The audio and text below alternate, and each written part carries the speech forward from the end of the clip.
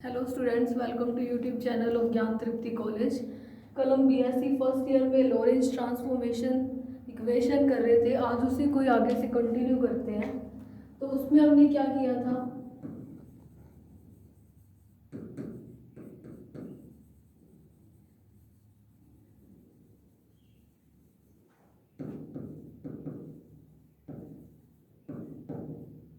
तो Lorentz transformation equation में क्या किया था लॉरेंज ने, हमने जो गैलीलियन ट्रांसफॉर्मेशन इक्वेशन किया है उसमें क्या है, पी पॉइंट की जो पोजीशन कोऑर्डिनेट्स लेते थे सिर्फ एक्स वाई और जेड, और एस डैश फ्रेम के respect x dash Y dash और जेड है। ये तो हम गैलीलियन ट्रांसफॉर्मेशन से भी निकाल सकते थे। तो लॉरेंज ट्रांसफॉर्मेशन क्यों आया, उसका रीजन ये है कि लॉरेंज ट्रांसफॉर्मेशन में एक्स वाई और जेड यानी कि पोजीशन के साथ साथ टाइम को भी इसमें लिया जाता था। तो यानी कि इसके कोऑर्डिनेट्स एस डैश के respect x dash Y dash z dash और टी डैश, यानी कि इन टाइम के बीच में भी रिलेशन पता करने के लिए लॉरेंज ने एक ट्रांसफॉर्मेशन इक्वेशन दी थी, जिसे क्या बोलते हैं, लॉरेंज ट्रांसफॉर्मेशन इक्वेशन। तो ये कैसे किया था कल कि जब टाइम t इक्वल्स टू 0 था तब s और s dash frame of reference कैसे थे, दोनों कोइंसाइड थे, यानी कि उनके ओरिजिन समपाती थे। फ्रेम s और s डैश दोनों कैसे थे, जब टाइम t इक्वल्स टू 0 पर समपाती थे। और यहाँ पर क्या, इनके ओरिजिन पर कोई लाइट सोर्स पड़ा था, चाहे बल्ब मान लो, इलेक्ट्रिक बल्ब। तो इस बल्ब से क्या है, लाइट निकल रही है, या फिर कोई भी सोर्स इस टाइप का था कि स्फेरिकल वेव फ्रंट निकले, उससे गोलीय तरंगागर प्रोड्यूस करे वो। तो यानी कि इस तरीके से इससे वेव फ्रंट्स प्रोड्यूस हो रही थी। और जब time t equals to t हो गया था उस टाइम में क्या हुआ, और ये frame of reference s dash क्या है, किसी कांस्टेंट वेलोसिटी v से मूव कर रहा है x एक्सिस के अलोंग, यानी कि सिर्फ x अक्ष के अनुदिश ही ये गति कर रहा है। तो यानी कि अगर जब time t equals to t ले तब s का जो ओरिजिन था, पहले तो t इक्वल्स टू 0 पर दोनों के मूल बिंदु समपाती थे, लेकिन जब टाइम t हो गया तब s डैश का ओरिजिन जो है कुछ डिस्टेंस इससे आगे खिसक गया, क्योंकि ये क्या है कि किसी भी वेलोसिटी से मूव करना था। ये इनके y एक्सिस है और ये इनके क्या है, जेड और जेड डैश एक्सिस है। यहाँ पर अभी भी वो इलेक्ट्रिक बल्ब या फिर लाइट सोर्स कुछ भी है वो पड़ा है। फिर हम क्या करते थे, गैलीलियन में भी किसी पी पॉइंट पे कोई पार्टिकल पड़ा है, उसकी position S frame of reference के रिस्पेक्ट तो एक्स वाई जेड थी। अब हम लॉरेंज ट्रांसफॉर्मेशन इक्वेशन कर रहे हैं तो टाइम को भी लेंगे, और एस डैश के respect x dash Y dash z dash और टी डैश टाइम भी लेंगे। ठीक है, ये हमने वैसे कल किया हुआ था। उसके बाद मैंने आपको क्या बोला था कि पी पॉइंट से जो डिस्टेंस है, हम आर वेक्टर ले रहे थे, उसमें आर वेक्टर और आर डैश वेक्टर, यहाँ पर क्या है, लाइट सोर्स है, तो लाइट की वेलोसिटी क्या है, सी है। तो हम आर को यानी कि डिस्टेंस को इस सी के फॉर्म में लिख सकते हैं, सी इंटू टी लिख सकते हैं, वेलोसिटी इंटू टाइम।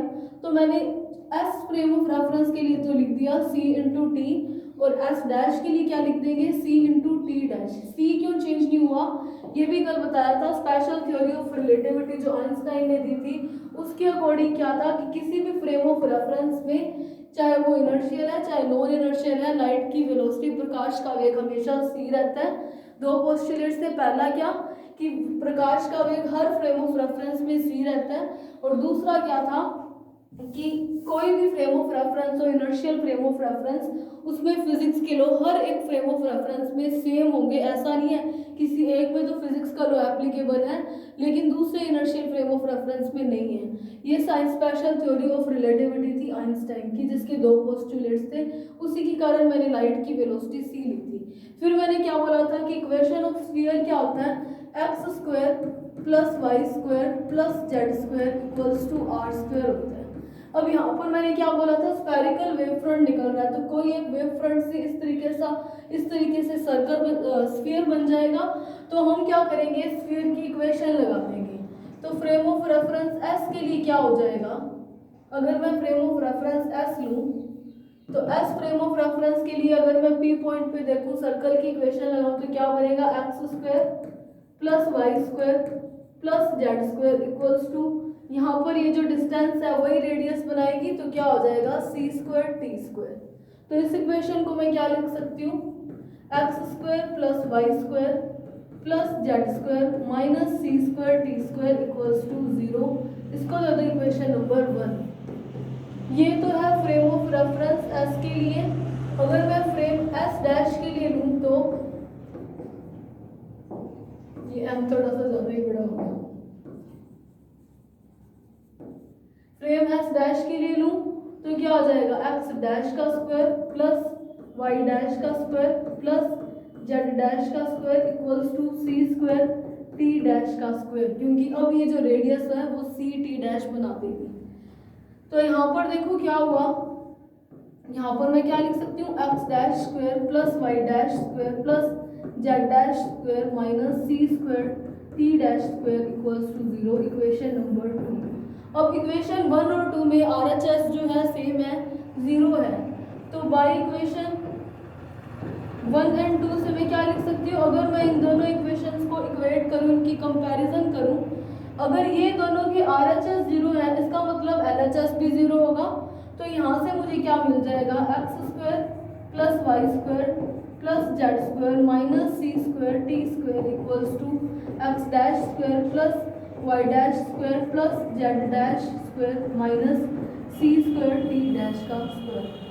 अब इस इक्वेशन को मैं और सिंप्लीफाई कर सकती हूँ। कैसे कर सकती हूँ, देखो frame of reference S dash जो है वो सिर्फ एक्स एक्सिस के अलोंग मूव कर रहा है। जैसे मैं चल रही हूँ तो मैं सिर्फ और सिर्फ एक एक्सिस के अलोंग चल रही हूँ, वाई और जेड एक्सिस पे तो कोई फर्क नहीं पड़ा ना। इसका मतलब क्या हुआ, वाई जो है वो वाई डैश के इक्वल हो जाएगा, जेड जेड डैश के इक्वल हो जाएगा, और एक्स में कुछ चेंज आ रहा है तो इसका मतलब एक्स स्क्वायर माइनस सी स्क्वायर टी स्क्वायर वो किसके इक्वल हो जाएगा, एक्स डैश स्क्वायर माइनस सी स्क्वायर टी डैश स्क्वायर के इक्वल हो जाएगा। तो वो कैसे हो जाएगा, इसका मतलब क्या होगा, मैं इन दोनों इक्वेशंस को इक्वेट करूं तो मेरे पास क्या आएगा, इन दोनों इक्वेशंस को इक्वेट करने पर क्या आया, y equals to y dash, z equals to z dash और x dash square minus c t dash square is equals to x square minus C square T square. इसको दे दो इक्वेशन 3a, 3b और 3c। Transformation equation में भी यही काम किया जाता है। दो तो ट्रांसफॉर्मेशन इक्वेशन y डैश और z डैश के लिए मेरे पास है, लेकिन x डैश की x के सिर्फ x के रिस्पेक्ट में नहीं मिली है, क्योंकि और मैं इक्वेशन 3c को देखूं तो ये क्या है, इसमें दो वेरिएबल है, एक तो x और t, यानी कि x डैश t डैश या x और t कुछ भी ले लो। दो वेरिएबल्स है टाइम और पोजीशन। दो वेरिएबल्स को आप एक इक्वेशन से तो सॉल्व नहीं कर सकते ना, एटलीस्ट दो इक्वेशंस होनी चाहिए दो वेरिएबल को, दो चरों को सॉल्व करने के लिए। तो इसका मतलब क्या है, इस इक्वेशन को सॉल्व करने के लिए हमें कुछ एज्यूम करना पड़ेगा, उसको एज्यूम करने के लिए कुछ हमें मानना पड़ेगा। तो हम मान लेते हैं कि कोई बाउंड्री कंडीशन है वो ऐसे है। हम क्या कर रहे हैं, इस इक्वेशन 3c में दो वेरिएबल है और दो वेरिएबल को सॉल्व करने के लिए हमारे पास कम से कम दो इक्वेशन होनी चाहिए। इसके लिए हम कोई बाउंड्री कंडीशन लेट कर लेते हैं जिससे हम इस इक्वेशन को सॉल्व करेंगे। तो कैसे सॉल्व करेंगे, हमने लेट कर लिया कि x डैश जो है वो alpha x plus beta t के इक्वल है। x डैश को मैंने x और t की फॉर्म में लिख दिया। सिमिलरली मैं t डैश को मान लेती हूँ del x plus gamma t के इक्वल। हमने अल्फा बीटा गामा डेल ये क्या है सब लेट किए हैं, इन सब की वैल्यूज हम बाद में निकाल देंगे। इसको दे दो इक्वेशन 4a, इसको दे दो इक्वेशन 4b। अब देखो क्या है, ये क्या है, कुछ लीनियर कंडीशंस हैं, लीनियर बाउंड्री इक्वेशंस हैं जो हमने लेट की हैं। अब इसको कैसे सोल्व करते हैं, तो आपने एक एग्जांपल देखा होगा अपनी नॉर्मल लाइफ में भी देखा होगा कि कोई अगर आप कहीं जा रहे हो बाइक से या कार से और आपके रिस्पेक्ट में कोई पर्सन स्टेबल खड़ा है तो आपको क्या लगता है कि वो आपके अपोजिट डायरेक्शन में मूव कर रहा है, ऐसा फील होता ही होगा। तो उसी तरीके से क्या है कि जब frame of reference S dash के ओरिजिन ओ डैश पे कोई खड़ा है ना तो उसको क्या लगेगा कि वो खुद तो स्टेबल है, ओ डैश से देख रहा है तो उसको क्या लगता है कि वो खुद तो स्टेबल है, लेकिन जो एस फ्रेम ऑफ रेफरेंस है वो इसी की वेलोसिटी से मूव कर रहे हैं। यानी कि अगर कोई frame of reference S dash के ओरिजिन ओ डैश पर बैठा है तो उसको क्या लगता है कि एस का जो एस फ्रेम ऑफ रेफरेंस है वो एक्स एक्सिस के अलोंग क्या है,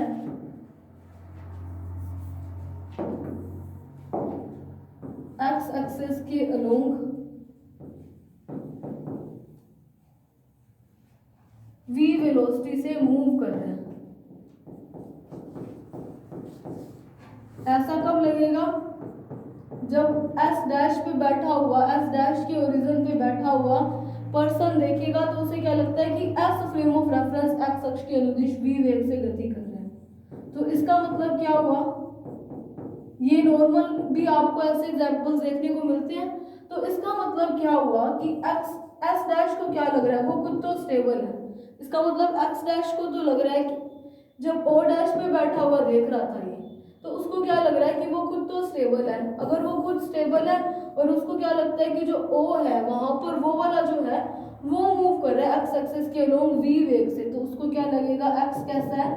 vt है। ये कब है? जब O डैश पे बैठा हुआ ऑब्जर्वर देख रहा है। तो अगर मैं इस वाली कंडीशन को इसमें यूज करूं तो मुझे क्या मिल सकता है? इसको दे दो equation number 5। by using equation 5 into 4 लिख रही हूँ, 4a 4b किसी में भी यूज कर लेते हैं। तो देखो x डैश, अगर मैं इसको x डैश वाली में 4a में यूज करूँ तो मेरे को क्या पता है कि x डैश जो हमने लेट किया था वो क्या था? Alpha x plus beta t। ये प्रोसीजर आपको याद रखना पड़ेगा कि इस इक्वेशन को सॉल्व करने के लिए आपको ये बाउंड्री कंडीशन, ऐसी दो इक्वेशंस अज्यूम करनी पड़ेगी। फिर ये रूटीन, ये तो एग्जांपल है, वो आपने भी देखा होगा, तो उस वाले एग्जांपल से यूज करके हम इनकी वैल्यूज निकालते हैं। तो क्या हुआ? एस ओ डैश वाले को क्या लगा था कि वो खुद स्टेबल है और ये किस वेलोसिटी से मूव कर रहा है? v वेलोसिटी से। x की वैल्यू क्या है? v into T plus beta into T. तो यहाँ से क्या पता चला? t कॉमन आ रहा है और वो जीरो में डिवाइड जाएगा तो t कैंसिल हो जाएगा। चलो ऐसे लिख देते हैं, beta t is equals to minus alpha v T. तो यहाँ से मुझे बीटा की एक वैल्यू आ गई माइनस अल्फा वी। इसको दे दो इक्वेशन नंबर 6। ये कब आई बीटा की वैल्यू? जब क्या हुआ? एस डैश पे बैठा हुआ ऑब्जर्वर देख रहा था तो उसे क्या लगता था, यानी कि यहाँ पर कोई ऑब्जर्वर बैठा है वो देखता है तो उसको क्या लगता है कि ये खुद तो स्टेबल है, जबकि ये जो दूसरा फ्रेम ऑफ रेफरेंस है वो इसी की वेलोसिटी के साथ मूव कर रहा है, तो उसको ऐसा दिखाई दिया। फिर क्या हुआ? ये तो कैसा था? एस डैश पे बैठा हुआ देख रहा था। अब अगर एस पे बैठा हुआ ऑब्जर्वर वो देखेगा तो उसे क्या लगेगा कि वो खुद स्टेबल है, लेकिन अब उसका अपोजिट दिखेगा, अपोजिट डायरेक्शन से देख रहे हैं ना, तो उसको क्या लगेगा? ये माइनस v वेलोसिटी से मूव कर रहा है। तो इसका मतलब क्या हुआ? अब O का ऑब्जर्वर देख रहा है, उसको क्या लगता है? S dash frame of reference minus v velocity से मूव कर रहा है, या फिर क्या कह सकते हैं? माइनस x एक्सिस के अलोंग मूव कर रहा है, माइनस v वेलोसिटी से मूव कर रहा है। तो इसका मतलब क्या हुआ? अब उसको क्या लगेगा? इसको क्या लग रहा है O को कि वो खुद तो स्टेबल है, यानी कि x कैसा है? 0 है। लेकिन x डैश जो s डैश है उसको लग रहा है s dash frame of reference minus v velocity. अगर ये आप यहाँ पर माइनस ना लगाओ तो आप ऐसा कंसीडर कर सकते हो कि ये माइनस x एक्सिस के अलोंग मूव कर रहा है। तो इसका मतलब क्या हुआ? x डैश कैसा हुआ? Minus v into T. अब मैं इस वाली इक्वेशन को नंबर दे देती हूँ 7, जैसे मैंने इसमें यूज किया था।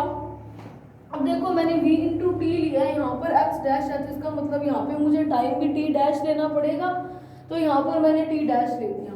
अब क्या करते हैं? इसका यूज करते हैं इस वाली इक्वेशन से, जैसे वो वाली बाउंड्री कंडीशन लगाई थी वैसे ही, बाय यूजिंग इक्वेशन 7 इंटू 4। एक आपके पास क्या है? x डैश कैसा है? Minus v into t dash, यानी कि x डैश ओवर में t डैश की एक वैल्यू आई माइनस v। ये तो मैं लिख सकती हूँ ना, ये मैंने इक्वेशन 7 लिखी है।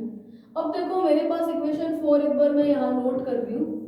वो क्या है? x डैश को क्या लिया था? Alpha x plus beta t, और t डैश को क्या लिया था? Del x plus gamma t. मैं क्या करती हूँ? मैंने जो कंडीशन लगाई है वो क्या? Equation 7 x is equals to 0, x dash is equals to minus we t dash. ये क्या? इक्वेशन नंबर 7 मैंने वो नोट की है यहाँ पर। अब ये वाली इसमें यूज करते हैं इस वाली इक्वेशन में। तो देखो क्या है? x डैश की वैल्यू क्या है? Minus v into t dash equals to ये क्या है? 0 प्लस बीटा इंटू टी, यानी कि minus we t dash equals to beta t. और वैसे ही इसमें पुट करते हैं टी डैश, चलो एक बार इसको एक्स डैश ही पढ़ा रहने दो, वो क्यों पढ़ा रहने देते हैं वो बाद में आपको बताऊंगी। और T dash similarly t dash निकालती हूँ तो वो क्या आएगा, गामा बाय टी, यही आएगा क्योंकि एक्स क्या है 0 है तो मैंने प्लस का 0 लिखा नहीं है। अब मेरे पास इक्वेशन नंबर 7 से एक वैल्यू पड़ी है एक्स डैश ओवर में टी डैश की वैल्यू है माइनस वी। तो मैं अगर इन दोनों इक्वेशंस का जो मैंने बाउंड्री कंडीशंस के ऊपर ये इक्वेशन को सेटिस्फाई कराया, अगर मैं इन दोनों इक्वेशन को डिवाइड लगा दूं इनका, तो मेरे पास बन जाएगा एक्स डैश ओवर में टी डैश, यही बनेगा एक्स डैश ओवर में टी डैश। वो किसके इक्वल है, यहाँ पर वैल्यू मैंने यहाँ पर माइनस वी इंटू टी ना लिखने का रीजन ही ये था कि मेरे पास एक्स डैश ओवर में टी डैश की वैल्यू पड़ी है माइनस वी, मैं उसको यूज करूंगी इसीलिए मैंने लगाया। तो वो क्या हुआ, बीटा टी ओवर में गामा टी, तो यहाँ से क्या आया बीटा ओवर में गामा। और इस वाली इक्वेशन को, इसको जो है आप नंबर दे दो इक्वेशन 8। तो by equation number 8 x dash over में टी डैश की वैल्यू क्या minus v equals to beta over में गामा। तो बीटा की एक वैल्यू क्या आई माइनस वी गामा। इसको इक्वेशन नंबर 9 दे दो। मैंने क्या किया मैं एक बार आपको फिर से बताती हूँ। देखो ये तो आपको कल तक ही बता दिया था कि इस तरीके से ये दो इक्वेशंस इक्वेट हो जाएंगी। फिर इस दो वेरिएबल वाली इक्वेशन को सॉल्व करना इजी नहीं है क्योंकि ये एक ही इक्वेशन है, दो होनी चाहिए थी। अगर दो होती तो ये इतना करने की जरूरत नहीं थी। तो इसको सॉल्व करने के लिए हमने कुछ बाउंड्री कंडीशन सेलेक्ट किया। वो कैसे कि x dash is equals to alpha x plus beta t and t dash is equals to del x plus gamma t. हम इन सारे वेरिएबल्स की अल्फा बीटा गामा की वैल्यूज हम निकालेंगे और फिर इसमें पुट करके हम इसका लोरेंट्ज ट्रांसफॉर्मेशन इक्वेशन फाइंड करेंगे। तो फिर क्या हुआ, जब ओ डैश का ऑब्जर्वर देख रहा था तो उसे क्या लग रहा था, जबकि मूव तो वो खुद कर रहा है वी वेलोसिटी से, उसे क्या फील हो रहा था कि जो एस फ्रेम ऑफ रेफरेंस है वो वी वेलोसिटी से एक्स एक्सिस के अलोंग मूव कर रहा है और कुल स्टेबल है। तो क्या लगा एक्स डैश 0 है और एक्स क्या है वी टी। सिमिलरली जब ओ देख रहा था तो उसको इसका अपोजिट फील हो रहा था कि एक्स तो 0 है यानी कि खुद स्टेबल है और एक्स डैश जो है वो वी टी वेलोसिटी से माइनस एक्स एक्सिस के अलोंग मूव कर रहा है, तो माइनस वी टी लिख दिया। फिर मैंने क्या किया, इस वाली बाउंड्री इक्वेशन को x dash is equals to 0 और x is equals to v t यहाँ पर यूज करके मैंने एक बीटा की वैल्यू निकाली माइनस अल्फा वी। और इस इक्वेशन से आपको एक चीज पता चल रही है कि एक्स डैश ओवर में टी डैश की वैल्यू है माइनस का वी, जिसको मैंने इक्वेशन नंबर 8 दे रखा है। आप ना भी दो तो भी कोई फर्क नहीं पड़ेगा, ठीक है। फिर क्या किया मैंने यहाँ पर, जब वो बाउंड्री कंडीशन जो मैंने निकाली थी एक्स 0 और एक्स डैश क्या माइनस वी टी डैश, वो पुट करा। फिर मैंने यहाँ पर एक्स डैश ही लिखा। क्यों लिखा, क्योंकि मेरे पास एक्स डैश ओवर में टी डैश की वैल्यू पड़ी है। और इन दोनों इक्वेशंस का डिवाइड लगाया तो मेरे पास एक बीटा का रिलेशन आया माइनस बीटा गामा और इक्वेशन माइनस वी गामा। और इक्वेशन नंबर 6 में मेरे पास एक रिलेशन पड़ा है बीटा का और वो क्या है माइनस अल्फा वी। तो इक्वेशन 6 और 9, इक्वेशन 6 क्या मेरे पास beta is equals to minus alpha V और इक्वेशन 9 क्या है beta is equals to minus gamma V. अगर मैं इन दोनों इक्वेशंस को इक्वेट करूं तो मेरे पास क्या मिलता है, बाय इक्वेशन 6 एंड 9 इन दोनों इक्वेशन की मैं कंपैरिजन करूं तो मेरे को क्या पता चला है कि अल्फा क्या है वो गामा के इक्वल है। ऐसा ही है, अगर अल्फा गामा के इक्वल है तो जो इक्वेशन 4 थी, हमने इक्वेशन 4 क्या दिया, ये जो बाउंड्री कंडीशन थी, इसकी वैल्यू क्या आ जाएगी मेरे पास, अल्फा की जगह मैं क्या लिख दूंगी, गामा लिख दूंगी। जहां भी अल्फा आ रहा है या गामा आ रहा है मैं उनको सिंगल टर्म में लिख दूंगी। ये मैंने इक्वेशन 4 नोट कर रखी है। तो यहाँ से मेरे पास इक्वेशन 4 क्या बन जाएगी, इसको भी कोई एक इक्वेशन दे दो, 10 दे दो। तो इक्वेशन 10 का अगर मैं इस इक्वेशन 4 में मैंने यहाँ नोट किया इक्वेशन 4 इसमें यूज करती हूँ तो मेरे पास एक्स डैश की वैल्यू आई, क्या आई, अल्फा ब्रैकेट एक्स ब्रैकेट ना लगाओ, अल्फा एक्स माइनस बीटा की मेरे पास एक वैल्यू पड़ी है, अल्फा के टर्म में ले आती हूँ मैं सारी इक्वेशन को, minus alpha v into t पड़ा है तो minus alpha v into t, यानी कि ये क्या हुआ alpha into x minus we t, common लिया सिमिलरली टी डैश मेरे पास क्या आया, del x plus alpha t लिख सकती हूँ, तो एक्स डैश क्या आया, del x plus alpha t. और वाई डैश अपने पास पड़ा है वाई, और जेड डैश पड़ा है जेड। हमने क्या किया है, जो हमारे पास वो इक्वेशन 1 और 2 की कंपैरिजन से इक्वेशन बनी थी और ये बाउंड्री कंडीशंस मैंने पुट करी है। मैंने सिर्फ और सिर्फ अल्फा की जगह गामा लिखा है, सॉरी गामा की जगह अल्फा लिखा है, क्योंकि मेरे को एक रिलेशन पता चला है कि अल्फा क्या है, गामा के इक्वल है। तो अब हम इसको आगे सॉल्व करते हैं। कैसे सॉल्व करते हैं देखते हैं अभी। देखो एक हमारे पास रिलेशन इक्वेशन क्या थी, X dash square plus Y dash square plus Z dash square minus सी स्क्वायर टी डैश का स्क्वायर इक्वल्स टू 0। ये एक इक्वेशन थी। तो देखो मुझे क्या पता चल रहा है अभी, ये तो इक्वेशन थी हमारे पास, इक्वेशन नंबर 2। मेरे पास X dash T dash Y dash और जेड डैश की वैल्यू आई है, जहाँ पे एक्स डैश क्या है, alpha into x minus B T, और टी डैश क्या है, del x plus alpha T. Y Y dash के इक्वल है और जेड डैश के इक्वल है। तो इन सारी वैल्यूज को मैं पुट करती हूँ। तो देखो क्या आया, एक्स डैश क्या आया था, alpha into x minus B t का स्क्वायर है, होल स्क्वायर है, तो मैंने अल्फा का भी स्क्वायर लगा दिया, एक्स डैश की वैल्यू लिखी, प्लस वाई डैश वाई के इक्वल था तो वाई स्क्वायर लिख दिया, और जेड डैश जो था वो जेड के इक्वल था, इसीलिए मैंने जेड स्क्वायर लिख दिया, माइनस सी स्क्वायर, तो दोनों फ्रेम ऑफ रेफरेंस में सेम ही है। टी डैश की मेरे पास एक वैल्यू आई है, वो क्या है, del x plus alpha T, तो वो भी मैंने पुट कर दी, del x plus alpha T. ये टी डैश की है, स्क्वायर है, तो मैंने स्क्वायर लगा दिया। अब स्क्वायर को सॉल्व करते हैं। अल्फा स्क्वायर का मैं अंदर मल्टीप्लाई कर रही हूँ और इसका स्क्वायर खोल रही हूँ, तो a माइनस बी का स्क्वायर क्या होता है, A square plus B square minus 2ab। तो वो फॉर्मूला लगा रहे हैं, तो alpha into X square plus alpha square we square T square minus 2 alpha square X V into T, यही बनेगा, x square plus V square T square minus 2 X V T. मैंने alpha square का अंदर multiply साथ में कर दिया, plus Y square plus Z square minus सी square, इसका स्क्वायर भी खोल देते हैं, del square X square into C square. C square का इसमें भी साथ में मल्टीप्लाई कर देते हैं, तो क्या आएगा, C square del square X square minus सी स्क्वायर का मल्टीप्लाई कर रहे हैं इसीलिए सारे माइनस में आएंगे, माइनस सी square alpha square T square minus का 2c square del X V into T, sorry alpha into T equals to 0। अब क्या करते हैं, एक्स स्क्वायर वाली टर्म्स को एक साइड लिख लेते हैं और बाकियों को मतलब कॉमन ले लेते हैं, जो आ रहा है एक्स स्क्वायर कॉमन ले रही हूँ, तो क्या बनेगा, अल्फा स्क्वायर एक्स स्क्वायर है, कॉमन लिया तो एक अल्फा स्क्वायर पड़ा है।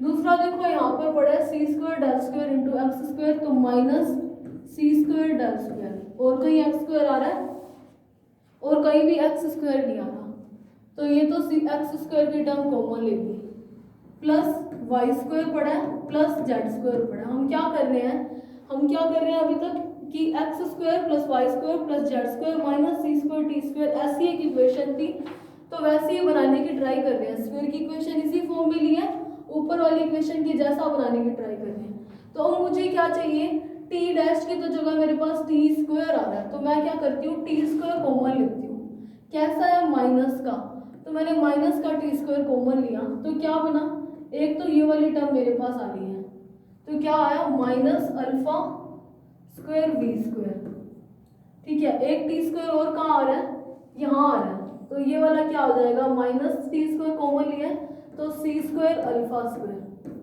इतना तो ये तो इक्वेशन वैसी बन गई है ना, X square plus Y square plus Z square minus सी स्क्वायर टी स्क्वायर, जहाँ पर इनके जो कोफिशिएंट्स हैं उनकी वैल्यू अलग आ रही है, वो एक अलग बात है। अब मेरे पास बची हुई क्या टर्म है, एक्स टी बच रहा है, एक्स टी, इधर भी देखो एक्स और टी है, तो मैं कॉमन ले लेती हूँ, माइनस का एक्स टी कॉमन ले लेते हैं, चलो, क्योंकि दोनों माइनस माइनस में आ रही है, तो माइनस मैं इधर लिख रही हूँ माइनस एक्स टी, तो क्या यहाँ पर आया 2 अल्फा स्क्वायर इंटू वी,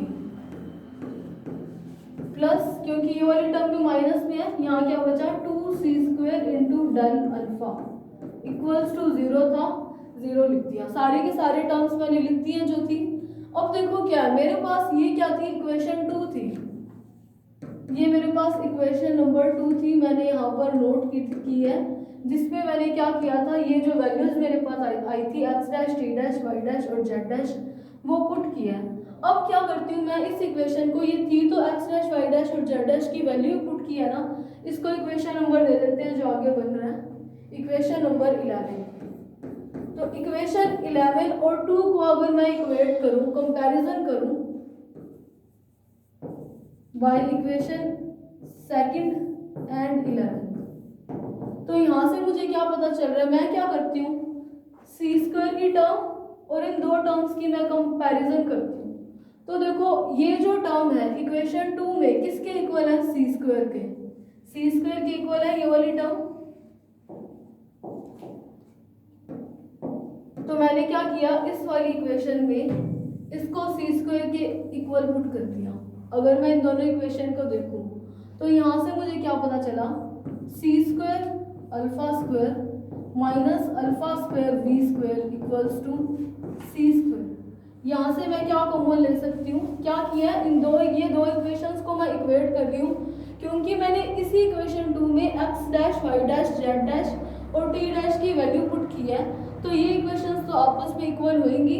तो मैं इन दोनों इक्वेशन को इक्वेट करती हूँ, माइनस टी स्क्वायर दोनों में पड़ा है, तो मतलब ये वाली टर्म c² के इक्वल है, तो मैंने c² के इक्वल पुट कर दिया। यहाँ से क्या अल्फा² कॉमन आता है, तो अल्फा² जब कॉमन लिया तो क्या बचा, c² minus v² equals to क्या है, c²। तो इस इक्वेशन को मैं और क्या लिख सकती हूँ, अल्फा² is equals to c² over में c² माइनस v², ये वाली टर्म इसके डिवाइड में भेज दें। इसको और सिंप्लीफाई कर सकते हैं, अल्फा² इज इक्वल्स टू c², मैं क्या करती हूँ c² कॉमन ले लेती हूँ, तो क्या आया 1 माइनस v² ओवर में c², इस c² से c² कैंसिल हो जाए, तो अल्फा² की वैल्यू क्या आई है 1 ओवर में 1 माइनस v² ओवर में c²। तो मैं अल्फा की वैल्यू अगर लिखूं, मेरे पास अल्फा² क्या था 1 ओवर में 1 माइनस v² ओवर में c², वो अल्फा² था, मैं अल्फा की निकाल रही हूँ तो अंडर रूट लगा दिया, 1 का रूट 1 ही होता है। तो यहाँ से मेरे पास एक अल्फा की वैल्यू निकल आई जो इक्वेशन 10 से गामा के इक्वल है। तो एक तो मेरे पास दो वेरिएबल्स तो मेरे पास आ चुके हैं। अब क्या करते हैं, ये गामा है, ठीक है,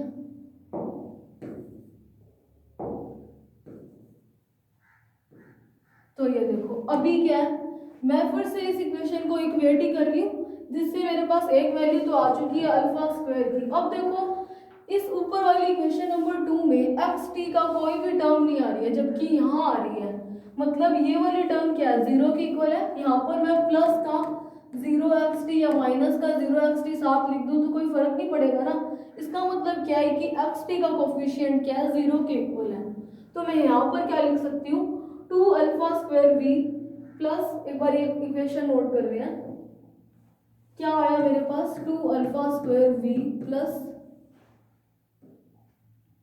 2c² del alpha, 2c² del alpha, ये किसके इक्वल हुआ 0 के इक्वल हुआ जब उन दोनों इक्वेशंस को इक्वेट करें, क्योंकि उस इक्वेशन 2 में xt का कोई कोफिशिएंट ही नहीं था। तो 2α मेरे पास कॉमन आ रहा है, उसको मैं 0 में भेज देती हूँ, 2α कॉमन आया तो क्या आया alpha v plus c² into del equals to 0। तो ये 2α 0 के डिवाइड में गया 0, तो c² डेल किसके इक्वल आया माइनस अल्फा v के, तो डेल की वैल्यू क्या आई minus alpha v into del, sorry divide में c²। अल्फा की मेरे पास इस इक्वेशन को एक नंबर दे दो जो चल रहा है, इक्वेशन नंबर 12, और इसको दे दो इक्वेशन नंबर 13। चलो इसको मत दो, यहाँ पर अल्फा की वैल्यू भी पुट कर देते हैं, माइनस v ओवर में c² under root of 1 minus v² over में c², इसको दे दो इक्वेशन नंबर 13। तो हमें क्या करना था, जो हमने वेरिएबल्स लिए थे अल्फा बीटा और डेल, उनकी वैल्यूज निकालनी थी और उनकी वैल्यूज हमारे पास आ चुकी है, क्योंकि देखो अल्फा मेरे पास क्या आया था, गामा के इक्वल आया था जिसकी वैल्यू मेरे पास है, और बीटा क्या आया था माइनस अल्फा वी, यानी कि बीटा भी अल्फा की टर्म में आ गया, अल्फा मेरे पास पड़ा है और वी तो हमें पता ही है कि वी क्या S dash frame of reference जिस कांस्टेंट वेलोसिटी से मूव कर रहा था वो वेलोसिटी थी। और एक अलग से वेरिएबल मेरे पास क्या पड़ा था, डेल। हमने 4 ही वेरिएबल ऐड किए थे, अल्फा बीटा गामा और डेल। डेल की वैल्यू भी मेरे पास आ चुकी है माइनस अल्फा वी ओवर में सी स्क्वायर। तो इन सभी को हम क्या करते हैं, इनकी वैल्यूज पुट कर देते हैं। अब देखो इस इक्वेशन को भी एक नंबर दे ही रखें, चलो। अब देखो मेरे पास वैल्यूज आई हुई थी कुछ, एक्स डैश की मेरे पास एक वैल्यू थी, हाँ ये एक्स डैश की वैल्यू क्या थी, alpha into x minus we T. तो एक्स डैश की वैल्यू पुट करते हैं। अब उसको जो भी इक्वेशन नंबर दिया हो वो उससे लिख लो कि एक्स डैश क्या है, alpha into x minus we T. तो मतलब क्या, इसको मैं चलो मैं एक बार टी डैश की वैल्यू भी नोट कर देती हूँ। टी डैश क्या था, del x plus alpha t, del x plus alpha t. हम क्या कर रहे हैं, लॉरेंज ट्रांसफॉर्मेशन इक्वेशन निकाल रहे हैं। वो होता क्या है कि जितनी भी डैश वाली टर्म्स हैं उसको विदाउट डैश वाली की टर्म में लिखना है। तो मेरे पास एक तो एक्स डैश की वैल्यू क्या आई है, alpha into x minus we T. तो अल्फा की वैल्यू क्या है, X minus we T over में under root of 1 minus we square over में सी स्क्वायर। और वाई डैश किसके इक्वल आया था, वाई के। जेड डैश किसके इक्वल आया था, जेड के। और टी डैश किसके इक्वल आया, अल्फा। देखो डेल की वैल्यू पहले पुट करते हैं। डेल की वैल्यू देखो क्या, माइनस अल्फा वी ओवर में, माइनस अल्फा वी ओवर में सी square dot X plus alpha ही है तो मैं अल्फा कॉमन ले लेती हूँ। मैं क्या कर रही हूँ, अल्फा कॉमन ले रही हूँ, अल्फा। तो ये टी के माइनस में आ जाएगा। देखो कैसे, यहाँ पर अगर मैं वैल्यू पुट करती हूँ माइनस वी अल्फा ओवर में सी square into X plus alpha T, तो मैंने अल्फा कॉमन लिया तो ये क्या बन जाएगा, टी माइनस वी ओवर में सी स्क्वायर इंटू एक्स, यही बनेगा। वो मैंने डायरेक्ट लिख दिया। तो ये जो इक्वेशन है यहाँ पर भी अल्फा की वैल्यू पुट कर सकते हो, टी माइनस वी ओवर में सी स्क्वायर इंटू एक्स ओवर में root 1 minus we square over में सी स्क्वायर। तो देखो इस वाली इक्वेशन में डैश वाले को विदाउट डैश की फॉर्म में मैंने नोट कर दिया। तो ये क्या है, लॉरेंज ट्रांसफॉर्मेशन इक्वेशन।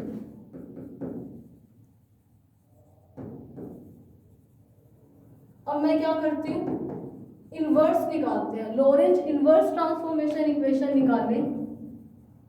मैं यहाँ पर डायरेक्ट इनवर्स लिख रही हूँ।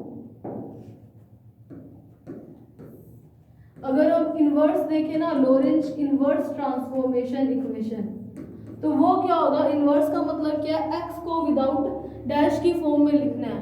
तो देखो एक्स, सॉरी अभी तो हमने क्या किया, ट्रांसफॉर्मेशन इक्वेशन को एक्स डैश को एक्स की फॉर्म में लिखा और टी की फॉर्म में।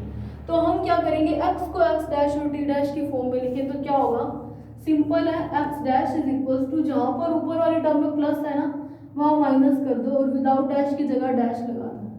हम लॉरेंज इनवर्स कर रहे हैं तो यानी कि एक्स को निकाल रहे हैं डैश वाली फॉर्म में। तो एक्स क्या आया, देखो यहाँ क्या है, एक्स डैश क्या है, X minus we T over में, ये तो कांस्टेंट ही है 1 माइनस वी स्क्वायर ओवर में सी स्क्वायर। एक्स क्या आ जाएगा, एक्स डैश माइनस की जगह प्लस, वी तो सेम था उसी वेलोसिटी से मूव कर रहा है, इंटू टी डैश ओवर में root of 1 minus we square over में सी स्क्वायर। और वाई किसके इक्वल है, वाई डैश के।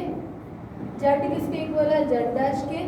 सिमिलरली अगर मैं टी निकालूं तो वो किसके इक्वल हो जाएगा, टी डैश, डैश की जगह जहाँ डैश नहीं था वहाँ डैश लगा दिया, माइनस की जगह प्लस और जहाँ डैश था वहाँ हटा दिया। तो T dash plus V over में सी square into X dash over में root 1 minus we square over में सी स्क्वायर। तो ये क्या है, लॉरेंज का इनवर्स ट्रांसफॉर्मेशन इक्वेशन। तो देखो क्या है, अभी मैंने आपको जब स्टार्ट कराया था कल मैंने कहा था कि लॉरेंज ट्रांसफॉर्मेशन इक्वेशन को क्या गैलीलियन में बदल सकते हैं, और अगर बदल सकते हैं तो कैसे, और अगर नहीं बदल सकते तो कैसे। हमने यहाँ पर क्या लिया था कि वो किसी v वेलोसिटी से मूव कर रहा है, frame of reference S dash, और ये जो v थी वो बहुत ज़्यादा वेलोसिटी थी, ऑलमोस्ट c के इक्वल थी। लेकिन अगर मैं लूँ कि v जो है वो बहुत ही कम है, 0 ले लो, क्योंकि v जो है वो much much much much less than c, यानी कि v को मैं ऑलमोस्ट 0 लेट कर दूँ, तो मेरे पास एक एक्स डैश की वैल्यू हमने जो लॉरेंस ट्रांसफॉर्मेशन इक्वेशन किया वो एक्स माइनस वी टी, ये आपको डायरेक्ट भी याद होने चाहिए। और वाई डैश क्या है वाई, और जेड डैश क्या है जेड, और टी डैश क्या है alpha into t minus v over में सी स्क्वायर इंटू एक्स। ये मैंने लॉरेंस ट्रांसफॉर्मेशन इक्वेशन नोट की। मैंने क्या बोला कि जब वेलोसिटी जो है वो बहुत ही कम है, यानी कि v जो है वो ऑलमोस्ट जीरो के इक्वल है, तो मेरे पास अल्फा की एक वैल्यू क्या पड़ी है, अल्फा क्या है 1 ओवर में under root of 1 minus we square over में सी स्क्वायर।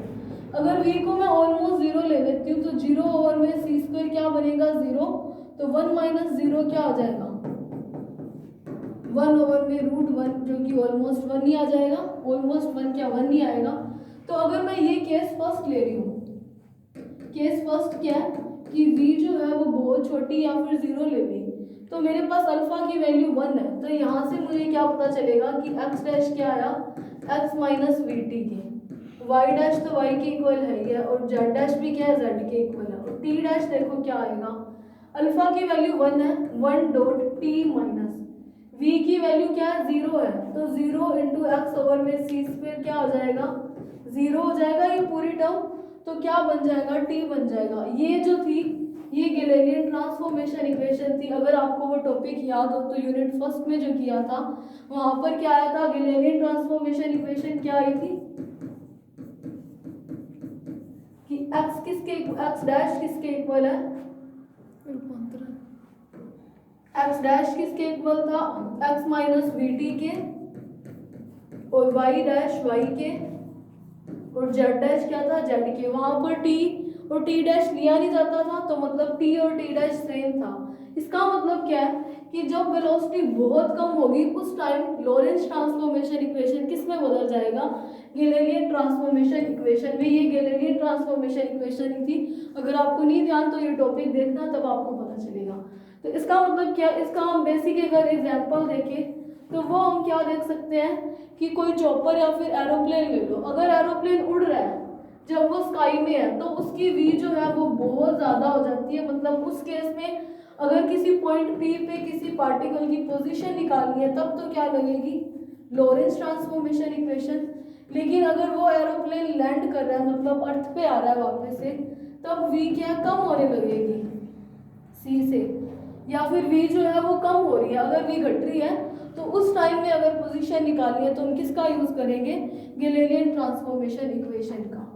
तो ये हमने क्या किया, एक बार मैं फिर से आपको बता देती हूँ। हमने ये लीनियर कंडीशंस लगाई थी, फिर हमने लीनियर कंडीशंस को अप्लाई करके लीनियर कंडीशंस में जब ओ डैश का ऑब्जर्वर देख रहा था तब उसे क्या फील हुआ, यानी कि तब क्या लगा एक्स वी टी और एक्स डैश क्या 0, वो पुट करके हमने बीटा की एक वैल्यू निकाली थी जो कि क्या आई थी माइनस अल्फा वी आई थी, ये रही। फिर हमने क्या किया था, ओ पे देख रहा था, ओ का ऑब्जर्वर, तो उसे क्या लग रहा था कि वो खुद रेस्ट में है, यानी कि ओ 0 और एक्स डैश क्या माइनस वी टी। उसको पुट करके मैंने एक बीटा की इक्वेशन निकाली थी। एक मेरे पास माइनस अल्फा वी है, एक माइनस गामा भी आया। तो वहां से मुझे क्या पता चला, अल्फा किसके इक्वल है गामा के। तो जो लीनियर कंडीशंस में थी उसमें मैंने वैल्यूज पुट करी, अल्फा को गामा के इक्वल पुट करके इक्वेशन 2 में x dash Y dash z dash और टी डैश की वैल्यूज पुट करके इन दोनों इक्वेशंस को इक्वेट किया, जिससे मेरे पास एक अल्फा की वैल्यू आई थी, वो क्या है √1 माइनस वी स्क्वायर ओवर में सी स्क्वायर, और एक डेल की वैल्यू आई थी जो कि क्या माइनस अल्फा वी ओवर में सी स्क्वायर। तो जो हमने एक्स डैश टी डैश की वैल्यू निकाली थी उसमें अल्फा की वैल्यू पुट कर दी, और ये जो इक्वेशंस बनी ये क्या थी, लॉरेंज का ट्रांसफॉर्मेशन इक्वेशन। फिर जब हम लॉरेंज इनवर्स ट्रांसफॉर्मेशन, लॉरेंज व्युत्क्रम रूपांतरण समीकरण निकाल रहे थे तो जहाँ माइनस नहीं था वहाँ प्लस लगा दिया, और जहाँ डैश नहीं था वहाँ डैश लगाया, और जहाँ डैश था वहाँ हटा दिया, सिंपल किया। तो ये हो गया लॉरेंज ट्रांसफॉर्मेशन इक्वेशन इनवर्स की। फिर हमने क्या लिया, जब वेलोसिटी बहुत कम थी, या एक ऐसा केस लिया जब कोई प्लेन जो है वो लैंड कर रहा है, तो क्या हुआ, लॉरेंज की transformation equation Galilean transformation equation में बदल गई। तो ये था हमारा आज का टॉपिक। आगे हम कल इसको फिर से कंटिन्यू करेंगे नेक्स्ट टॉपिक और नेक्स्ट लेक्चर में। So thank you for watching this lecture.